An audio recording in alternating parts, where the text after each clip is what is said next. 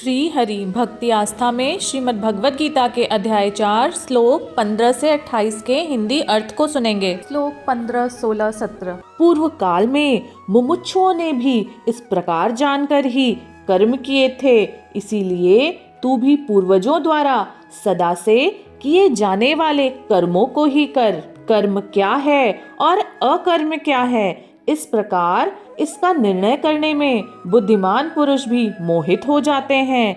इसीलिए वह कर्म तत्व मैं तुझे भली भांति समझाकर कहूँगा, जिसे जानकर तू अशुभ से अर्थात कर्म बंधन से मुक्त हो जाएगा। कर्म का स्वरूप भी जानना चाहिए और अकर्म का स्वरूप भी जानना चाहिए तथा विकर्म का स्वरूप भी जानना चाहिए, क्योंकि कर्म की गति गहन है। श्लोक 18, 19, 20। जो मनुष्य कर्म में अकर्म देखता है और जो अकर्म में कर्म को देखता है, वह मनुष्यों में बुद्धिमान है और वह योगी समस्त कर्मों को करने वाला है। जिसके संपूर्ण शास्त्र सम्मत कर्म बिना कामना और संकल्प के होते हैं तथा जिसके समस्त कर्म ज्ञान रूप अग्नि के द्वारा भस्म हो गए हैं, उन महापुरुषों को ज्ञानी जन भी पंडित कहते हैं।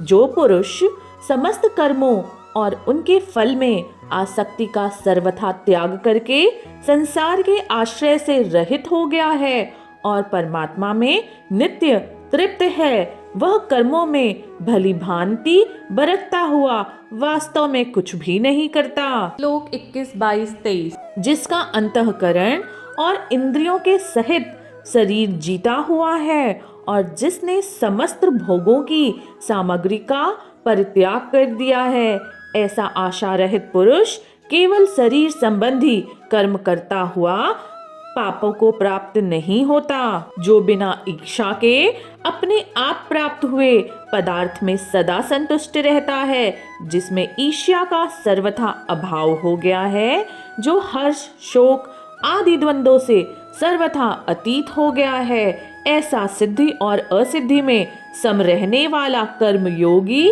कर्म करता हुआ भी उससे नहीं बंधता। जिसकी आसक्ति सर्वथा नष्ट हो गई है, जो देहाभिमान और ममता से रहित हो गया है, जिसका चित्त निरंतर परमात्मा के ज्ञान में स्थित रहता है, ऐसा केवल यज्ञ संपादन के लिए कर्म करने वाले मनुष्य के संपूर्ण कर्म भली भांति विलीन हो जाते हैं। श्लोक 24, 25, 26। हे अर्जुन, जिस यज्ञ में अर्पण अर्थात श्रवा आदि भी ब्रह्मा हैं और हवन किए जाने योग्य द्रव्य भी ब्रह्मा हैं तथा ब्रह्मरूप कर्ता के द्वारा ब्रह्मरूप अग्नि में आहुति देना रूप क्रिया भी ब्रह्मा ही है, उस ब्रह्म कर्म में स्थित रहने वाले योगी द्वारा प्राप्त किए जाने वाले योग्य फल भी ब्रह्मा ही हैं। दूसरे योगी जन देवताओं के पूजन रूप यज्ञ का ही भली भांति अनुष्ठान करते हैं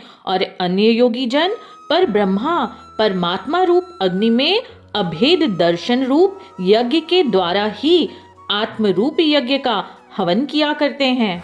अन्य योगी जन श्रोत आदि समस्त इंद्रियों को संयम रूप अग्नियों में हवन किया करते हैं और दूसरे योगी लोग शब्द आदि समस्त विषयों को इंद्रिय रूप अग्नियों में हवन करते हैं। श्लोक 27, 28। दूसरे योगी जन इंद्रियों की संपूर्ण क्रियाओं को और प्राणों की समस्त क्रियाओं को ज्ञान से प्रकाशित आत्म संयम योग रूप अग्नि में हवन किया करते हैं। कई पुरुष द्रव्य संबंधित यज्ञ करने वाले हैं, कितने ही तपस्या रूप यज्ञ करने वाले हैं तथा दूसरे कितने ही योग रूप से यज्ञ करने वाले हैं और कितने ही अहिंसा आदि तीक्ष्ण व्रतों से युक्त यत्नशील पुरुष स्वाध्याय रूप ज्ञान यज्ञ करने वाले हैं।